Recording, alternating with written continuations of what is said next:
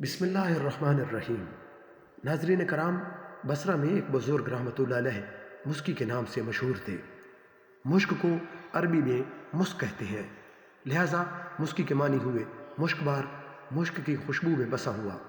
وہ بزرگ رحمۃ اللہ علیہ ہر وقت مشک بار و خوشبودار رہا کرتے تھے، یہاں تک کہ جس راستے سے گزر جاتے وہ راستہ بھی مہک اٹھتا۔ داخل مسجد ہوتے تو ان کی خوشبو سے لوگوں کو معلوم ہو جاتا کہ حضرت مسکی رحمۃ اللہ علیہ تشریف لے آئے ہیں۔ کسی نے عرض کی، حضور آپ کو خوشبو پر رقم خرچ کرنی پڑتی ہوگی۔ فرمایا، میں نے کبھی خوشبو خریدی نہ لگائی۔ میرا واقعہ بڑا عجیب و غریب ہے۔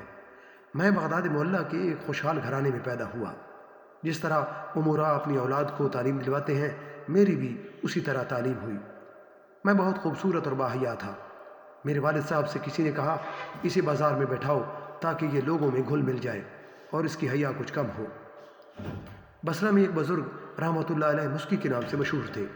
مشک کو عربی میں مسک کہتے ہیں، لہٰذا مسکی کے معنی ہوئے مشک بار یعنی مشک کی۔ چنانچہ مجھے ایک بزاز یعنی کپڑا بیچنے والے کی دکان پر بیٹھا دیا گیا۔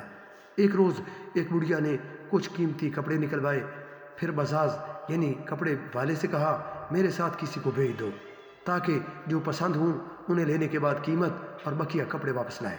بزاز نے مجھے اس کے ساتھ بھیج دیا۔ بڑھیا مجھے ایک عظیم الشان محل میں لے گئی اور آراستہ کمرے میں بھیج دیا۔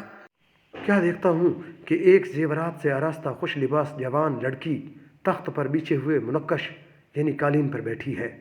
تخت و فرش سب کے سب زری ہیں اور اس قدر نفیس کہ ایسے میں نے کبھی نہیں دیکھے تھے۔ مجھے دیکھتے ہی اس لڑکی پر شیطان غالب آیا۔ وہ ایک دم میری طرف لپکی اور چھیڑ خانی کرتے ہوئے منہ کالا کروانے کے درپے ہوئی۔ میں نے گھبرا کر کہا، اللہ عز و جل سے ڈر، مگر اس پر شیطان پوری طرح مسلط تھا۔ جب میں نے اس کی ضد دیکھی تو گناہ سے بچنے کی ایک تجویز سوچ لی اور اس سے کہا، مجھے استنجا خانے جانا ہے۔ اس نے آواز دی تو چاروں طرف سے لونڈیاں آ گئیں۔ اس نے کہا، اپنے آقا کو بیت الخلاء میں لے جاؤ۔ میں جب وہاں گیا تو بھاگنے کی کوئی راہ نظر نہیں آئی۔ مجھے اس عورت کے ساتھ منہ کالا کرتے ہوئے اپنے رب عز و جل سے حیا آ رہی تھی اور مجھ پر عذاب جہنم کے خوف کا غلبہ تھا۔ چنانچہ ایک ہی رستہ نظر آیا اور وہ یہ کہ میں نے استنجا خانے کی نجاست ہاتھ منہ وغیرہ پر مل لی۔ خوب آنکھیں نکال کر اس کنیز کو ڈرایا جو باہر رومال اور پانی لیے کھڑی تھی۔ میں جب دیوانوں کی طرح چیختا ہوا اس کی طرف لپکا تو وہ ڈر کر بھاگی۔ اس نے پاگل پاگل کا شور مچا دیا۔ سب لونڈیاں اکٹھی ہو گئیں۔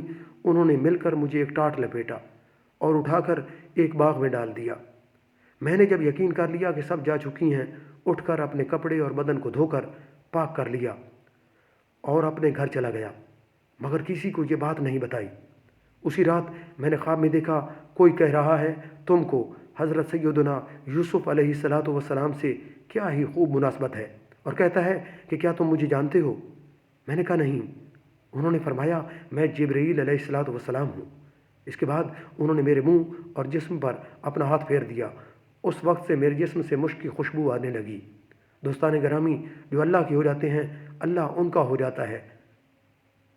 عذرائے کرم چینل کو سبسکرائب کرنا نہ بھولیے گا۔ شکریہ۔